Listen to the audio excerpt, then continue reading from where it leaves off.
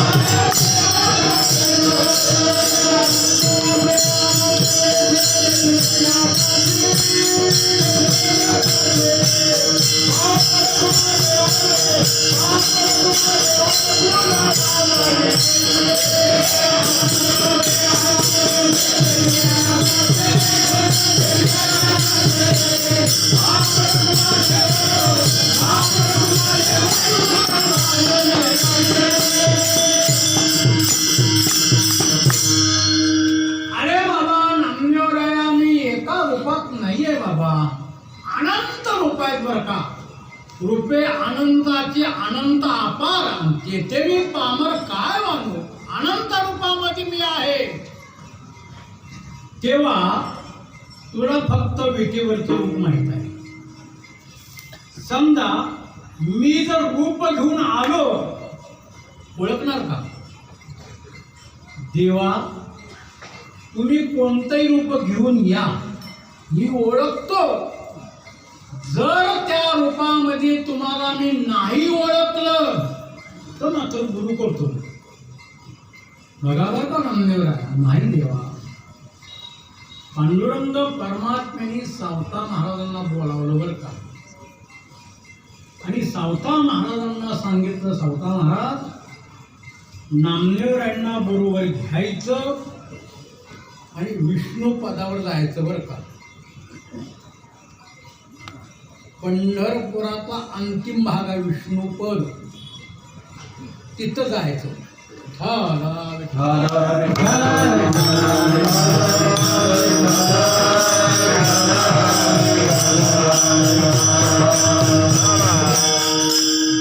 तिथं जायचं. मी रूप धारण करून येतो. त्या रूपामध्ये नामदेवरायांनी मला ओळखलं तर नामदेवरायांना गुरुची आवश्यकता नाही. आठवलं दोघांनाही. दोघे येऊन बसले, सावता महाराज, नामदेवराय दोघेही बसले. आता दोन भक्त एकत्र आहेत, लक्षात ठेवा. दोन भक्त एकत्र असल्यानंतर भक्तांचं काय चालतं? करू आवडीने वाद, करू आवडीने वाद,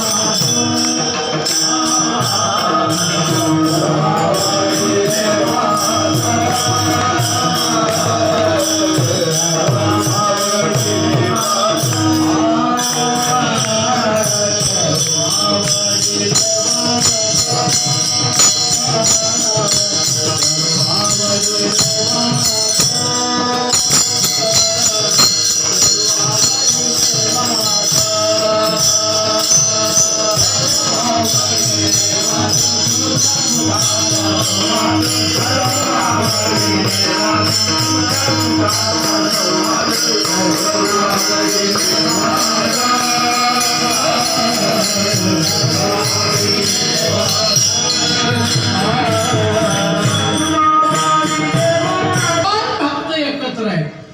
दोन भक्त एकत्र असल्यानंतर दोन भक्तांमध्ये परमार्थाची चर्चा, दुसरं नाही. करू आवडीने वाद तुमच्या सुखाचा संवाद. दोन भक्ताचा आहे बरं का. दोन पुढारी एकत्र येऊ द्या. दोन पुढारी. अरे मत मागण्याकरता किती मोजले, किती डांबर खाल्लं, किती खडे खाल्ले. ही पुढाऱ्याचा संवाद आहे. दोन बायका एकत्र येऊ द्या बरं. कधी हरिपाठ म्हणणार नाही, देऊला आले तरी म्हणणार नाहीत. लक्षात ठेवा.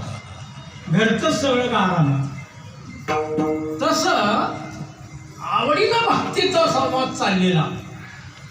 इतक्यात पांडुरंग परमात्मा मलंगाच्या वेशात तिथं आला. मलंग परमात्म्याला सगळं करता येतं बरं का. करशील तरी नोहे काही, राईचा डोंगर पर्वत राई, आपले करुणेचे साई करिवाई मजवरी. सगळे रूप परमात्म्याला घेता येतात. तुका म्हणे कळा आणि अंगी जयाच्या सकळा. मलंगाच्या वेशात सगळा हिरवागार ड्रेस, स्फटिकाच्या माळा, पटोरा, झोळी, कुत्री म्हणजे कामधेनू बरोबर घेतली होती. आणि अशा वेशामध्ये जिथं नामदेव आहे, जिथं सावता महाराज बसले तिथं भगवान आला. सावता महाराजांना कळलं हा परमात्मा आहे. नामदेव राहिला इतकं इतकं इतकं कासावीस व्हायला लागलं. परमात्मा यायची वेळ झाली आणि हे मलंग आला कुठनं इथं. आला ती आला आमच्या जवळ आलाय. अंगाचा घाण वास यायला लागलेला आहे. नामदेवाचा तीळ पापड व्हायला लागला. पांडुरंग रूपी मलंग त्यानं काय केलं, कटोरा खाली केल्यानंतर कुत्रीचं दूध काढलं बरं का. जुळीत हात घातला, तुकडे काढले आणि त्यात टाकले ना असं असं कालवलं आणि हात मारली. बेटा आओ हमारे साथ खाना खाओ. सावता महाराज बसले जेवायला लागले. हे नामदेवाचा तीळ पापड. पळत पळत पळत देवळात. देवा सावता महाराजांना मंदिरात येऊ देऊ नका. देवा सावता महाराजांना मंदिरात येऊ देऊ नका. अहो झालं का नामदेवराय.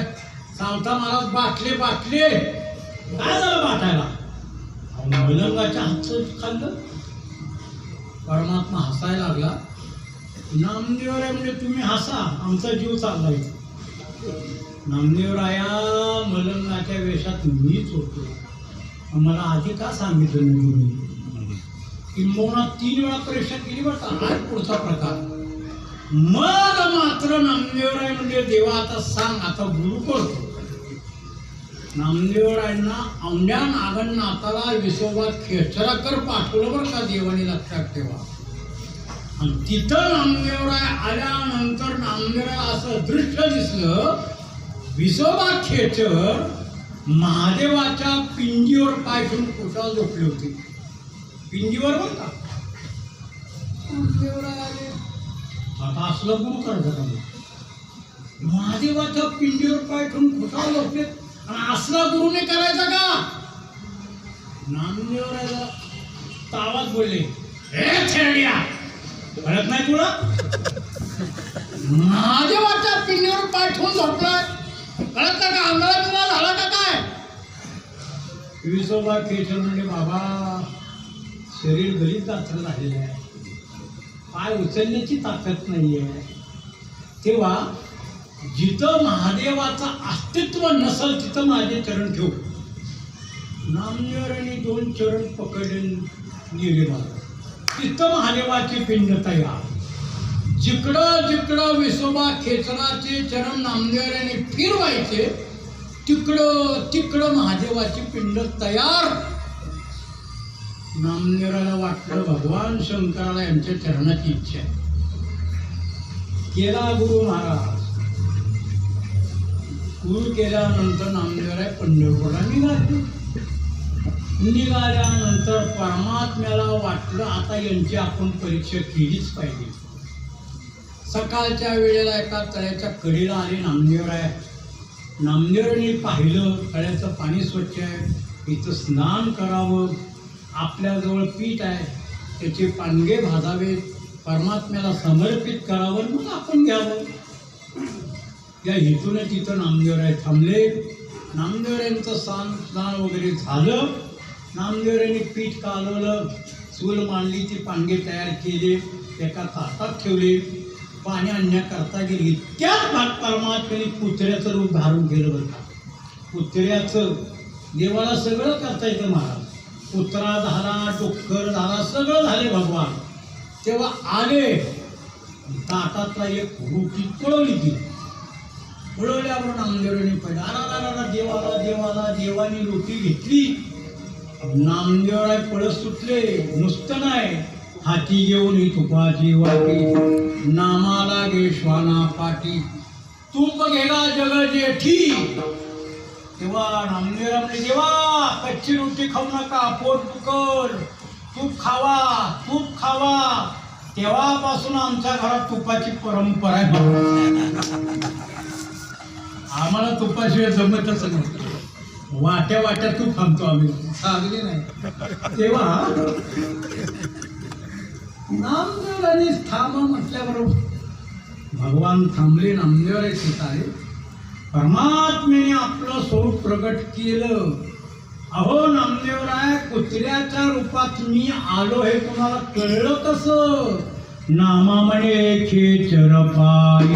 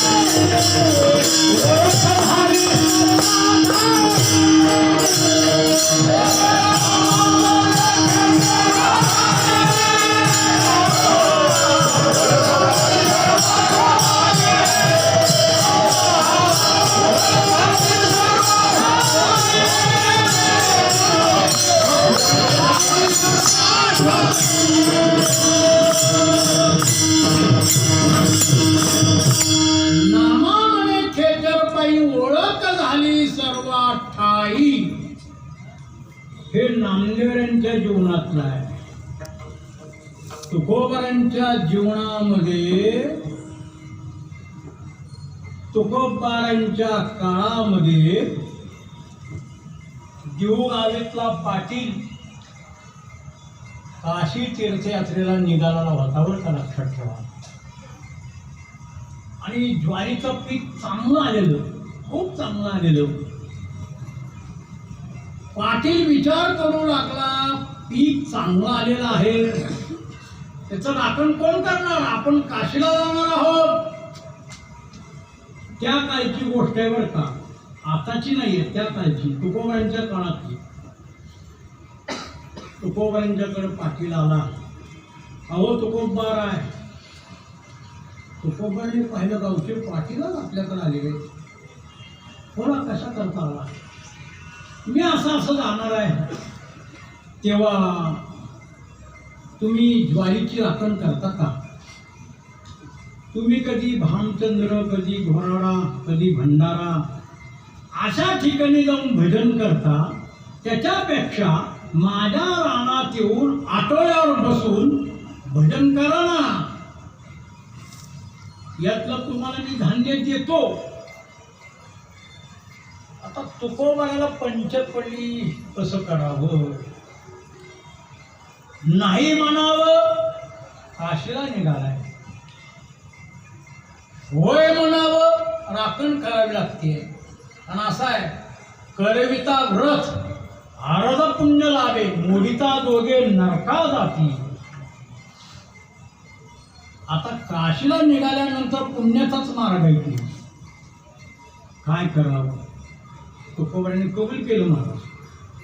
कबूल केल्यानंतर तुकोबाराय पाटलाच्या रानामध्ये आले, आठवड्यावर बसले, गळ्यामध्ये विणा घातला आणि जी भजनाला सुरुवात झाली. तुकोबारांचं भजन म्हणजे असं घड्याळ बघत नव्हते. तुकोबारांचं भजन ज्ञानोबारांच्या शब्दात तुम्हाला सांगतो. तैसे सर्व इंद्रिया सहित मज माझी सुनिचित्त, जे रात्रंदिवस न म्हणत उपासती. असं भजन रंगराया रंगेन तुका विठ्ठल सर्व अंगे. असं तुकोबारांचं भजन. तेव्हा पहिल्या दिवशी थोडी पाखरं घ्यायची बरं का, घ्यायची तुकोबाराला. पाखराने अंदाज घेतला हे काहीच करत नाही. दुसरे दिवशी पाखरं कवळे लुसलुसीत दाणे खायला सुरुवात केली. तुकोबारांनी पाण्याची व्यवस्था करून ठेवली त्यांच्या. त्या पाखरांनी दाणे खायचे, पाणी प्यायचे. तुकोबारांच्या खांद्यावर बस, मांडीवर बस, डोक्यावर बस, विण्यावर बस, चिपळ्यावर बस. खूप खूप चवळीच आहे महाराज, खूप चवळीच झाली. आणि तो पाटील काशी यात्रा करून यायच्या आत सगळं फस्त काहीच राहिलं नाही, काहीच राहिलं नाही. काशी यात्रा करून आल्याबरोबर पहिला रानात गेला. काय ना सगळ्या पिशा झालेल्या, काहीच जाणं नव्हता. बस असा रागावला. अभंग आहे, कोपला पाटील गावचे हे लोक. कोपला काय कळतं का तुम्हाला? तुम्हाला मी काय सांगितलं होतं? पाखरं राखा असं सांगितलं होतं. पण तुकोबाराय म्हणजे मी काय चुकीचं केलंय? पाखरं राखलीच की मी, राखलीच ते पाखरं. पाखरावर उडवलं का मी? नाही उडवलं. सर्वाभूती एक लक्षात ठेवा. मग या ठिकाणी नामदेवराय सांगतात, सर्वाभूती एक वासुदेव. वासुदेव नाम परमात्मा बरं का, लक्षात ठेवा. हा परमात्मा सगळ्या भूतामध्ये आहे. जे जे दृष्टी दिसे त्याचे हरिरूप, पूजा ध्यान जाप त्यासे नाही. प्रत्येक काही असू द्या महाराज. म्हणून या ठिकाणी सांगता, सर्वाभूती पाय एक वासुदेव, पुसोन्या ठाव अहंतेचा. हा महत्वाचा भाग आहे. सर्वाभूती पाय एक वासुदेव ही प्रचिती येण्याकरता नामदेवराय सांगतात, पुसोन्या ठाव अहंतेचा. अहंता शब्दाचा अर्थ अभिमान. पहिल्यांदा अभिमान घालवा. अभिमान घालवल्यानंतर तुम्हाला प्रचिती येईल सर्वभूती, मग प्रचिती बर का. आणि किंबहुना परमार्थाला अभिमान प्रतिबंधक आहे. त्याग तरी ऐसा करा,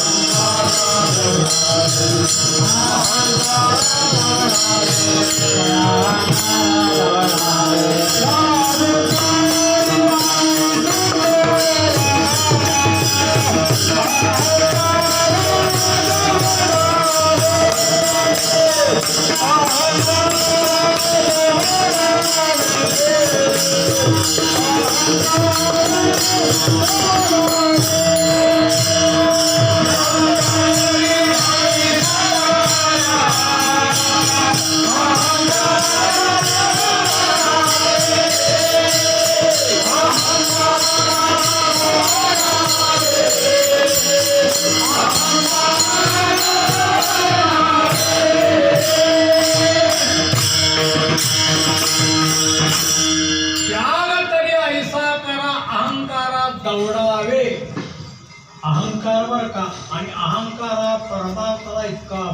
प्रतिबंध काही, तीळ मात्र जरी होयाभिमान, मेरू तो समान भार देवा, नामा म्हणे जेते वसया अभिमान.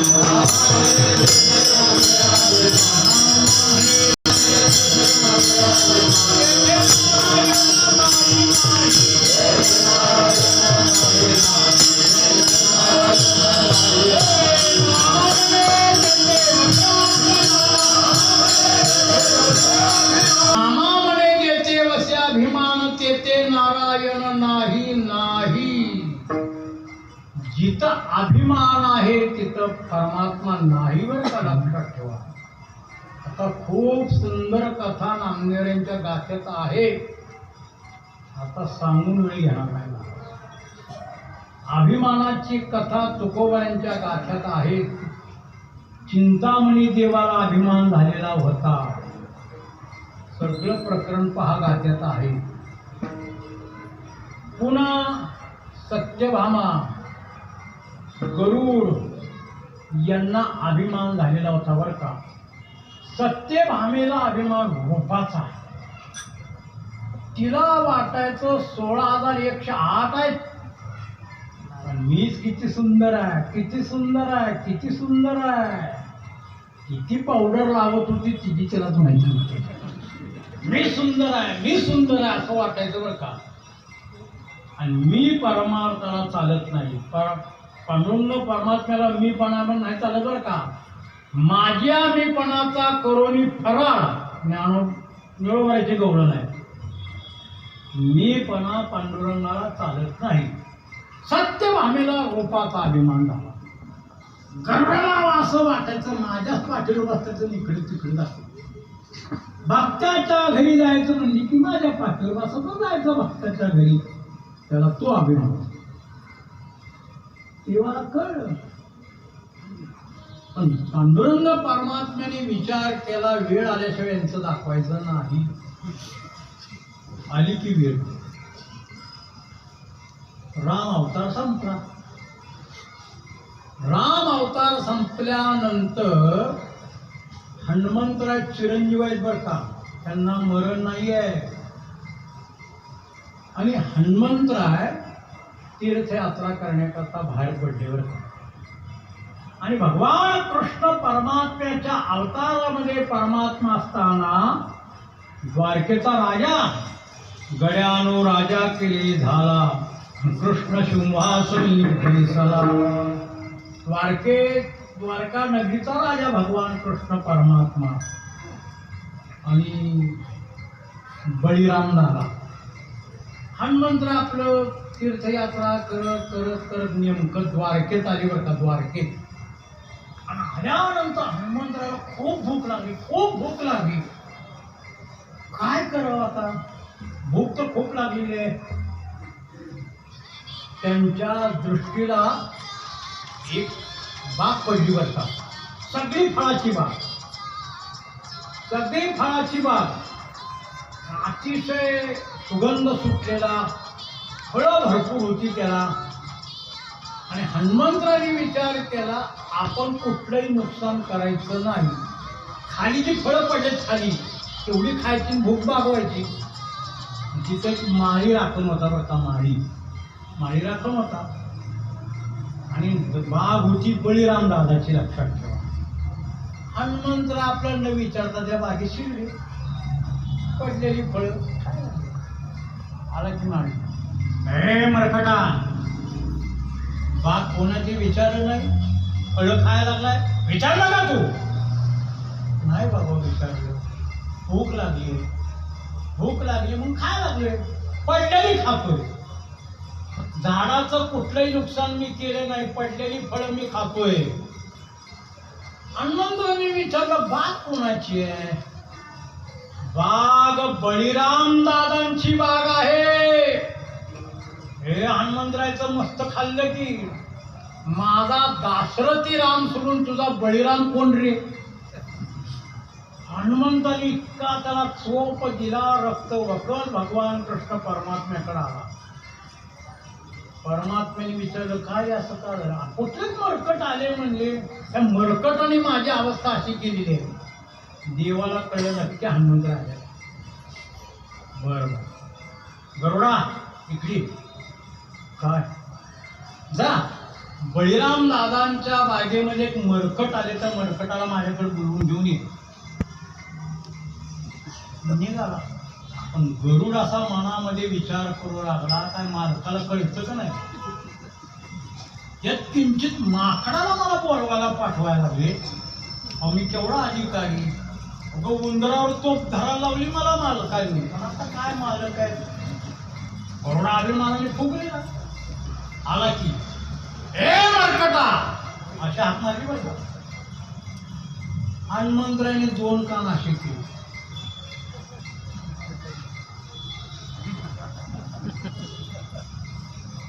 गरुड आला ना ए मरकटा, तुला भगवान कृष्ण परमात्म्याने बोलले. असं हाणलं हनुमंतरायाने गरुडाला. रक्तवकत आला की तिथं. काय देवा, इथंच 2 मुस्कडा द्यायच्या, कशात तिकडे पाठवलं, कसं केलं म्हणजे मग हे गालावर बोटं घुसलेली घुसलेली. बघा तुम्ही माकड्याच्या एकदा चापट खाऊन बघा तुम्ही कसं. ते हनुमंतरायाची शक्ती लक्षात. हेच मारायचं. यांचा संवाद चालला असताना तिथं नारायण नारायण नारदाने की नारदा एक काम करावं लागतं. काय, मी आता कृष्णरूप टाकणार आहे आणि रामरूप धारण करणार आहे बरं का. हे नामदेवाच्या गाथ्यामध्ये प्रकरण खूप मोठं आहे बरं का. बाळखेडीमध्ये प्रकरण आहे हे. तेव्हा तुम्ही एक काम करायचं, सत्यभामेला सीताहून बोलवायचं, घेऊन ये म्हणायचं. चालेल. आली की नारद. सत्यभामेनं पाहिलं नारद आलेले. या नारदा या नारदा. नारदांची सुरक्षारी पूजा वगैरे केली. साष्टांग नमस्कार केला. नारदा का अहो आईसाहेब, सत्यभामा देवी आता भगवान कृष्ण परमात्मा रामरूप धारण करणार आहे.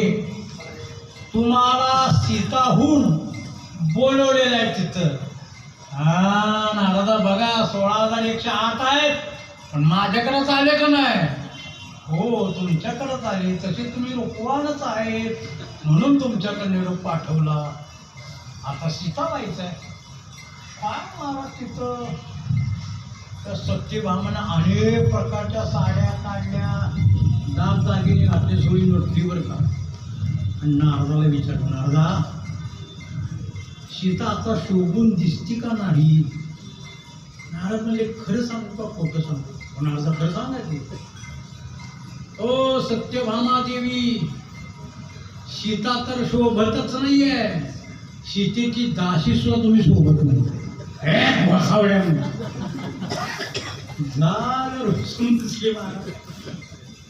आले प्रकरण बिघडलंय. जबा रुक्मिणी मातेकडे. महाराज रुक्मिणी माता सकाळच्या वेळेला पांढरं शुभ्र वस्त्र धारण केलेलं आणि रुक्मिणी माता तुळशीची सेवा करायला लागल्या. नारद आले, आईसाहेब तुम्हाला बोलवले, कृष्णरूप टाकलेलं आहे, रामरूप धरलेलं आहे, तुम्हाला सीताहून बोलवलेलं आहे. काय ना महाराज, रुक्मिणी मातेनं काही थाट माट काही केलं नाही, दागदागिने घातले नाहीत, काही नाही. जशी अवस्था होती तशा अवस्थेत येऊन तिथं बसले. गरुडा जा जा गरुडा. देवा आता नको, आता नको. नाही बाबा जा जा तू. गरुड कापत कापत आला बरं का.